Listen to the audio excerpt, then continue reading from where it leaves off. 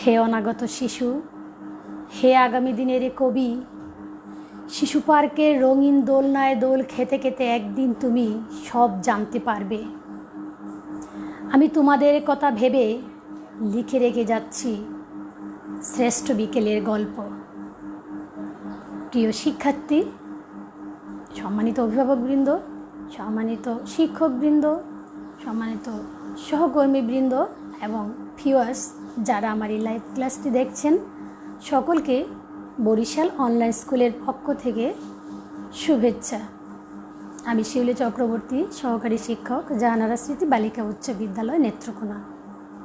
প্রিয় শিক্ষার্থী, আমি আজ নবম এবং দশম শ্রেণীর বাংলা প্রথম পত্র নিয়ে তোমাদের সাথে কথা বলবো। প্রিয় শিক্ষার্থী, আমার নবম এবং দশম শ্রেণীর শিক্ষার্থীরা, তোমরা বলো তো, আমি যে দুটি লাইন পড়েছি, হে অনাগত শিশু, হে আগামী দিনের কবি, শিশু পার্কের রঙিন দোলনায় দোল খেতে খেতে একদিন তুমি সব জানতে পারবে। আমি তোমাদের কথা ভেবে লিখে রেখে যাচ্ছি শ্রেষ্ঠ বিকেলের গল্প। বলো তো, কোন কবিতার অংশ এটি? আমি কোন কবিতা থেকে এই দুটি লাইন পড়লাম? এই লাইন দুটির কোন কবিতার অংশ হতে পারে? ঠিক বলেছ, এটি স্বাধীনতা। এ শব্দটি কিভাবে আমাদের হলো? এ কবিতা থেকে লাইন দুটি পড়েছি। আচ্ছা, বলতে পারো তোমরা, স্বাধীনতা এই শব্দটি কিভাবে আমাদের হলো? এই কবিতার লেখককে? নির্মলেন্দু গুণ। ঠিক বলেছ। তাহলে আমরা আজকে পড়ব, আমরা আজকে জানব স্বাধীনতা এ শব্দটি কিভাবে আমাদের হলো। আমাদের আজকের পাঠ স্বাধীনতা। এ শব্দটি কিভাবে আমাদের হলো? কিভাবে আমাদের হলো? কিভাবে আমাদের হলো? লিখেছেন নির্মলেন্দু গুণ।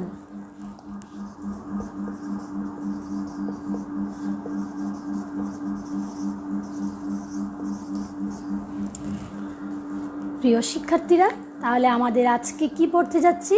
আমরা একটি কবিতা পড়ব, কবিতাটি সম্পর্কে জানব, সঠিক অর্থের ব্যাখ্যা জানব, তাই না? তাহলে কবিতাটির নাম কি? স্বাধীনতা। এই শব্দটি কিভাবে আমাদের হলো? কে লিখেছেন? নির্মলেন্দু গুণ।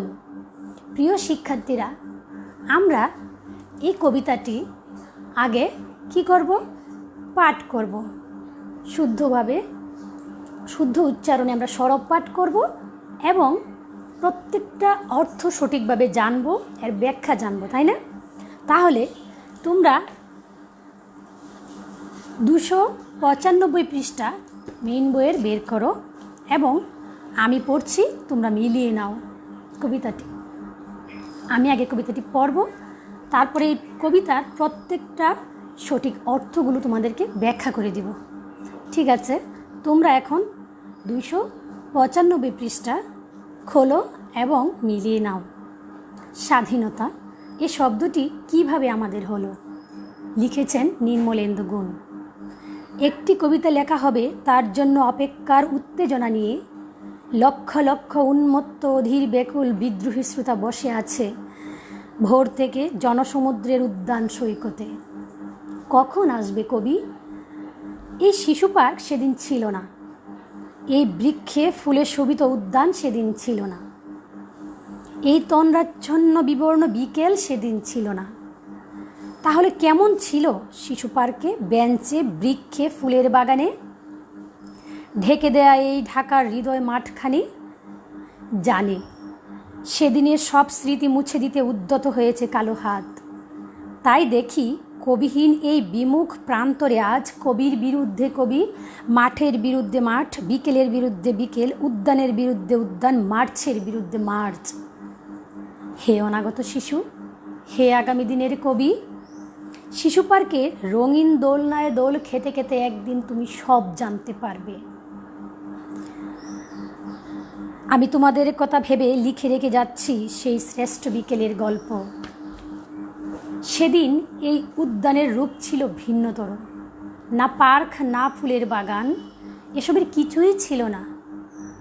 শুধু একখণ্ড অখণ্ড আকাশ যেরকম, সেরকম দিগন্ত প্লাবিত শুধু মাঠ ছিল দুর্বাদলে ঢাকা, সবুজে সবুজময়।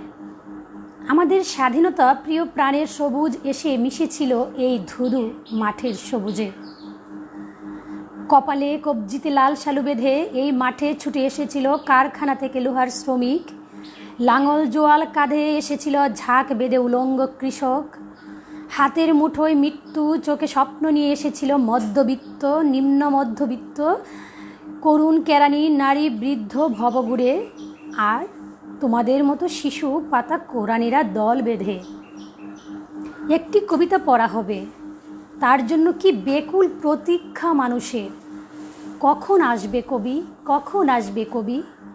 শত বছরের শত সংগ্রাম শেষে রবীন্দ্রনাথের মতো দৃপ্ত পায়ে হেঁটে অতঃপর কবি এসে দাঁড়ালেন জনতার মঞ্চে।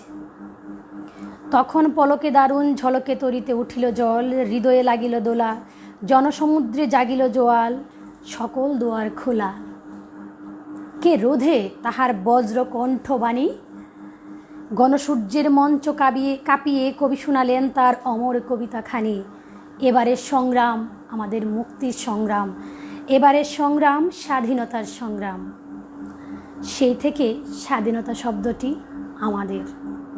প্রিয় শিক্ষার্থীরা, আমি তোমাদেরকে এই যে কবিতাটি শোনালাম, এই যে কবিতাটি পাঠ করলাম, এতে এই কবিতায় আমরা কি কি বিষয় বুঝতে পেরেছি, কি কি বিষয় জানতে পেরেছি। একটা বিষয় তো আমরা স্পষ্ট বুঝতে পেরেছি, 1971 সালের 7 মার্চ যখন বঙ্গবন্ধু কোথায় ভাষণ দিয়েছিলেন? রেসকোর্স ময়দানে। আমরা লাইনে পড়েছিলাম না? এই রেসকোর্স ময়দানে সেদিন কোনো বেঞ্চ ছিল না, ফুলের বাগান ছিল না, শিশু পার্ক ছিল না, তাই না? তাহলে কেমন ছিল সেই বিকেলটা? রবীন্দ্রনাথের মতো দৃপ্ত পায়ে হেঁটে অতঃপর কবি এসে দাঁড়ালেন জনতার মঞ্চে। কবি কে এখানে? বঙ্গবন্ধু শেখ মুজিবুর রহমান। তার দৃপ্ত কণ্ঠে উদ্যত বাণী যখন তিনি বললেন, এবারের সংগ্রাম মুক্তির সংগ্রাম, এবারের সংগ্রাম স্বাধীনতার সংগ্রাম।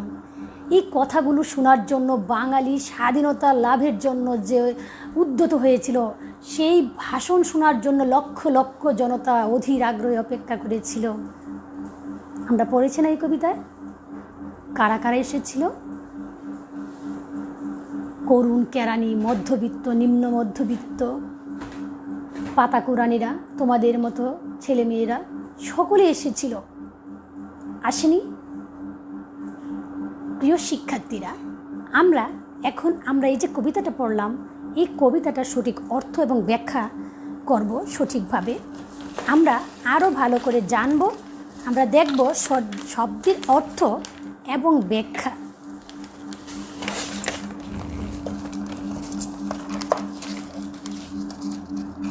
সুপ্রিয় শিক্ষার্থী, তোমরা দেখো, এখানে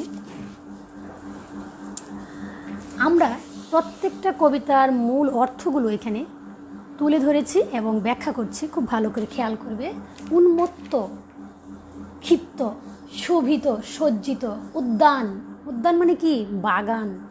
উদ্যত, প্রস্তুত, বিমুখ প্রান্তরে অর্থাৎ বিরুদ্ধ পরিবেশের মাঠ। উলঙ্গ কৃষক, উলঙ্গ কৃষক মানে খালি গায়ে কৃষক, খালি গায়ে দরিদ্র গ্রামীণ কৃষক।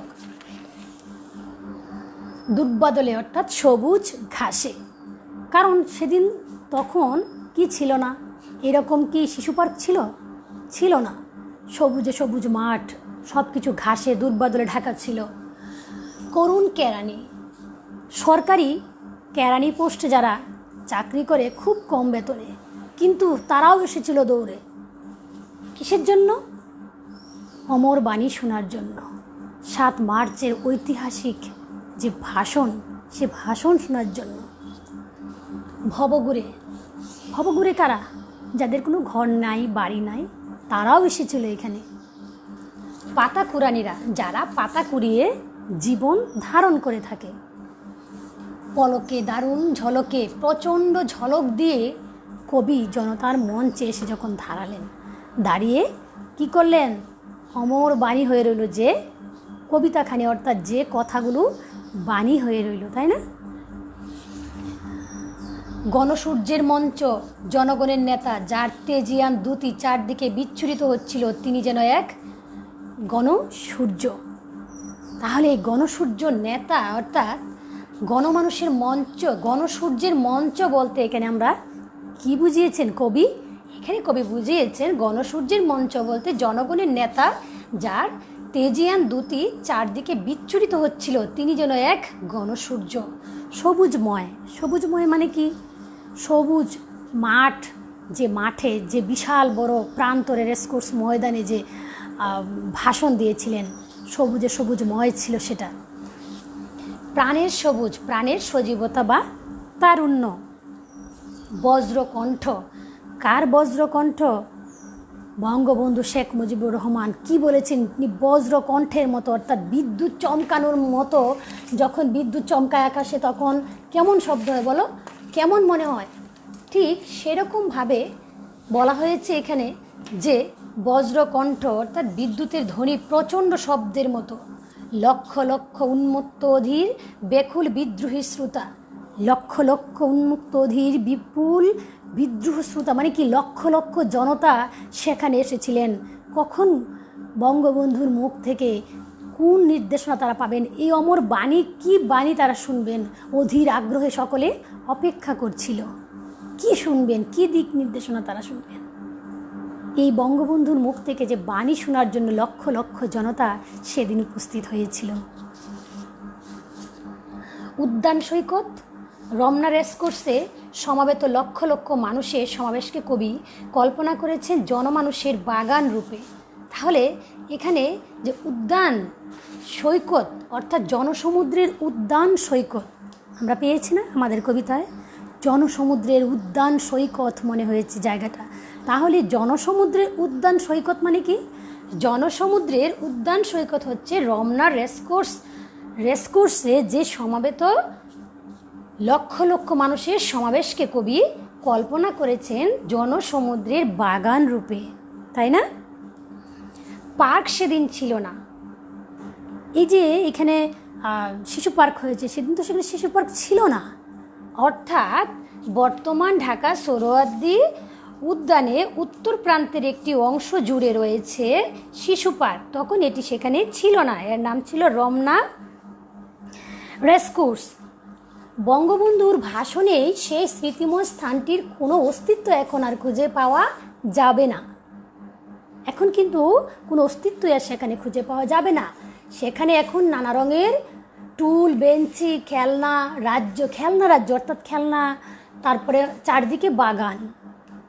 কবি মনে করেন লক্ষ লক্ষ মানুষের হৃদয় নিংড়ানো স্বাধীনতা সংগ্রামের বাণী যেখান থেকে উচ্চারিত হয়েছিল, সেই স্মৃতিময় স্থানটি এভাবেই সুকৌশলে ঢেকে দেওয়া হয়েছে। অর্থাৎ আমাদের কবি নির্মলেন্দু গুণ মনে করেছেন যে এইখানে যে কথাটি বলা হয়েছে যে পার্ক সেদিন ছিল না। কবি আমাদের জন্য যে কবিতাটা লিখেছেন নির্মলেন্দু গুণ, তিনি লিখেছেন যে বর্তমান ঢাকার সোহরাওয়ার্দী উদ্যানের উত্তর প্রান্তে একটি অংশ জুড়ে রয়েছে কি? শিশু পার্ক। তোমরা গিয়েছো নিশ্চয়ই শিশু পার্কে, অনেকে আমরা গিয়েছি না? অনেকে তোমরা যারা গিয়েছো সেখানে গিয়ে দেখবে যে রমনা রেসকোর্স জায়গাটা, সেখানে উত্তর প্রান্তে যে উদ্যানের উত্তর প্রান্তের অংশ জুড়ে রয়েছে শিশু পার্ক। তখন কিন্তু এটি ছিল না, এবং বঙ্গবন্ধুর ভাষণের সেই স্মৃতিময় স্থানটির কোনো অস্তিত্বই এখন আর এখানে খুঁজে পাওয়া যাবে না।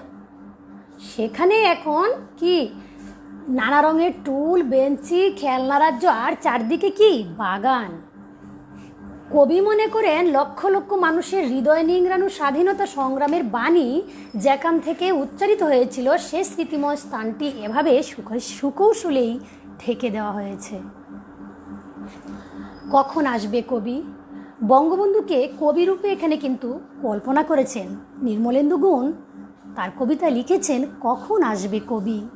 প্রত্যেকটা মানুষ যে অধীর আগ্রহে অপেক্ষা করছে যে কখন আসবেন, কবি মানে বঙ্গবন্ধু শেখ মুজিবুর রহমান কখন আসবেন, কখন তার কাছ থেকে আমরা অমর বাণী শুনবো, অমর অর্থাৎ ওনার মুখ থেকে যে কথাগুলো আমরা শুনবো, কখন শুনবো, একটা অস্থিরতা কাজ করছিল সকলের মধ্যে। লক্ষ লক্ষ জনতা অধীর আগ্রহে অপেক্ষা করছিল। কবির বিরুদ্ধে কবি, মার্চের বিরুদ্ধে মার্চ। এখানে কবির বিরুদ্ধে কবি, মাঠের বিরুদ্ধে মাঠ এবং মার্চের বিরুদ্ধে মার্চ। এখানে কিন্তু কবির বিরুদ্ধে কবি এবং মার্চের বিরুদ্ধে মার্চ বলতে এখানে কি বোঝানো হয়েছে আমরা যদি একটু দেখি তাহলে আমরা এখানে বুঝতে পারবো যে কবির বিরুদ্ধে কবি, মার্চের বিরুদ্ধে মার্চ বলতে কবি এখানে অর্থাৎ নির্মলেন্দু গুণ কি বোঝাতে চেয়েছেন। এখানে কিন্তু নির্মলেন্দু গুণ বোঝাতে চেয়েছেন বঙ্গবন্ধুকে নির্মমভাবে হত্যার পর এদেশে অশুভ শক্তির যে উত্থান ঘটেছে তাতে সব ইতিবাচক ভাবনা, সৌন্দর্য ও কল্যাণকে যেন সমাহিত করার প্রয়াস চলেছে। আমরা এই কবিতায় যখন পড়েছি কবির বিরুদ্ধে কবি, মার্চের বিরুদ্ধে মার্চ, পড়িনি আমরা? আমি কবিতায় তোমাদেরকে পড়িয়ে শুনিয়েছি না? এখানে নির্মলেন্দু গুণ কী বোঝাতে চেয়েছেন? নির্মলেন্দু গুণ বোঝাতে চেয়েছেন বঙ্গবন্ধুকে যখন নির্মমভাবে তার পরিবার সহ সপরিবারে হত্যা করা হয়, দেখো, এবং এই হত্যার পর কিন্তু এদেশে অশুভ শক্তির যে উত্থান ঘটেছে তাতে সব ইতিবাচক ভাবনা, সৌন্দর্য এবং যে কল্যাণ, সেই কল্যাণকে সমাহিত করার, শেষ করে দেওয়ার প্রয়াস চলেছে। শ্রেষ্ঠ বিকেলের গল্প। শ্রেষ্ঠ বিকেলের গল্প বলতে কবি কী বোঝাতে চেয়েছেন? শ্রেষ্ঠ বিকেলের গল্প বলতে 1971 সালের 7 মার্চ এদিন বিকেলেই তিনি স্বাধীনতার যে ডাক দিয়েছিলেন। কে দিয়েছিলেন ডাক? বঙ্গবন্ধু শেখ মুজিবুর রহমান স্বাধীনতার ডাক দিয়েছিলেন। কখন দিয়েছিলেন? 1971 সালের 7 মার্চ বিকেলে, তাই না? তাহলে যখন তিনি এই বিকেলে স্বাধীনতার ডাক দিয়েছিলেন সেই সময়টাকে তিনি শ্রেষ্ঠ বিকেলের গল্প বলে কবি নির্মলেন্দু গুণ তার কবিতায় তুলে ধরেছেন। প্রিয় শিক্ষার্থী, আমরা কিন্তু এই কবিতার প্রত্যেকটা শব্দের অর্থ এবং ব্যাখ্যা সঠিকভাবে জানছি, যাতে করে আমরা পরীক্ষা যেভাবে আসুক আমরা এর সঠিক ধারণা লাভ করে সঠিক তথ্যগুলো খাতায় লিখতে পারবো না? প্রিয় শিক্ষার্থী, তাহলে আমরা এখানে শ্রেষ্ঠ বিকেলের গল্প বলতে কি বুঝিয়েছি? 1971 সালের 7 মার্চ বিকেলে বঙ্গবন্ধু যে ভাষণ দিয়েছিলেন সেটাই ইতিহাসে শ্রেষ্ঠ বিকেলের গল্প হয়ে রয়েছে, তাই না? আর তাই কবি নির্মলেন্দু গুণ এটি তার স্বাধীনতা, এই শব্দটি কিভাবে আমাদের হলো এই কবিতা অত্যন্ত সুন্দরভাবে তুলে ধরেছেন, তাই না? অতঃপর কবি মঞ্চে এসে দাঁড়ালেন। তাহলে এই কবিকে রবীন্দ্রনাথের মতো দৃপ্ত পায়ে হেঁটে কে দাঁড়ালেন? আস্তে আস্তে করে প্রথম কে দাঁড়িয়েছিলেন এসে? বঙ্গবন্ধু শেখ মুজিবুর রহমান। তার কণ্ঠে বজ্র বাণী প্রথম কিন্তু হয়নি, দৃপ্ত মানে আস্তে আস্তে প্রথম হেঁটে এসেছেন। যখন তিনি মঞ্চে এসে দাঁড়ালেন, জনতার সামনে যখন তিনি তাকালেন, তখন তার ভিতর থেকে বজ্র কণ্ঠ বের হয়ে এলো। কার মুখ থেকে? বঙ্গবন্ধু শেখ মুজিবুর রহমানের কণ্ঠ থেকে বজ্রবাণী, অর্থাৎ বজ্রের মতো তখন মনে হয়েছিল।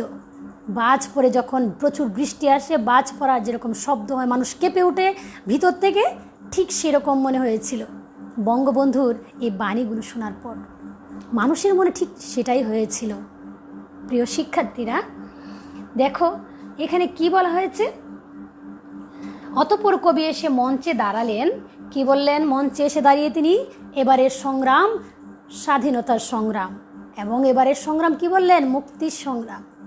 এই কথাগুলো শোনার পরে মানুষের মনে একটা শিহরিত হয়ে উঠলো। প্রত্যেকটা মানুষের ভিতরে একটা স্বাধীনতার প্রবল আকাঙ্ক্ষা জাগ্রত হলো।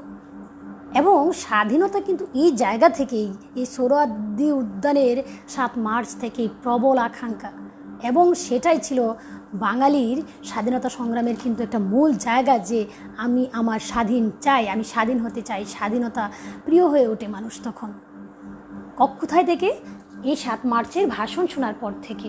1971-এর 7 মার্চ বঙ্গবন্ধু স্বাধীনতার ডাক দেন, এদেশের মুক্তির ডাক দেন। তার বক্তব্যে এটাই ছিল মূল কথা।